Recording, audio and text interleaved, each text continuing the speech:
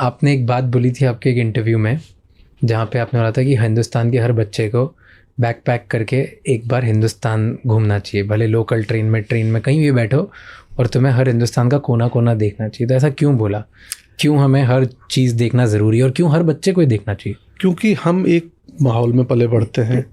मान लो हमने अपनी रूट्स जान ली कि हम इस प्रदेश के हैं, हमारा खाना ऐसा है, पारंपरिक ट्रेडिशनल खाना, हमारा पहनावा ऐसा है। अब तो कपड़े अर्बन सेंटर में मिलजुल गए हैं, मुश्किल है पहचानना। हम सब अमूमन जींस टी शर्ट पहनते हैं, वो उसकी अपनी कोई लैंडस्केप नहीं है कि वो कहाँ से है। ये है वेस्टर्न है, वेस्टर्न बोल देते हैं। बट हमारे यहाँ राजस्थान के कपड़े, कच्छ के कपड़े, बिहार के कपड़े थोड़े अलग अलग हैं। उनके रंग, उनकी टेक्सचर, उनकी बुनावट और उनके पहनने का तरीका भी अलग है। तो चलो आपने रूट्स जान ली। क्या सवाल पूछा था आपने? घूमना। हाँ, आप अपना रूट्स मान लो जान लिए कि मेरा फूड ये है, मेरे पूजा की पद्धति ये है, मेरा एक्सप्रेशन ऐसा है।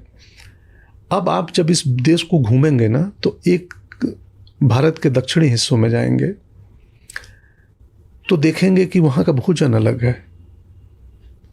हो सकता है वहाँ के आदमी की पूजा की पद्धति अलग है जो आपके जैसी नहीं है। तो पहली बार आप देखेंगे कि यार ये तो कुछ गड़बड़ कर रहा है, तो मेरे जैसा नहीं कर रहा है, तो ये अलग है क्या, कौन है, ऐसा क्यों है? तो जब अलग अलग लैंडस्केप देखेंगे, अलग अलग भोजन करेंगे, अलग अलग पूजा पद्धति, लोगों, भाषा, जेस्चर से मिलेंगे, तो आपको समझ में आएगा कि नहीं, जैसा मैं हूँ वैसे अलग अलग बहुत सारे लोग हैं और इन सबको मिला के ये देश बनता है। तो आपका सोचने की थॉट प्रोसेस है वो बड़ा होएगा। कुआं के मेढक एक कहावत है कि आप इस बेल का मेढक को लगता है संसार इतना ही बड़ा है, संसार बहुत बड़ा है। निकलो, घूमो, देखो, दूसरी भाषा, संस्कृति, कल्चर को देखोगे तो आप में बहुत कुछ बदलाव होगा।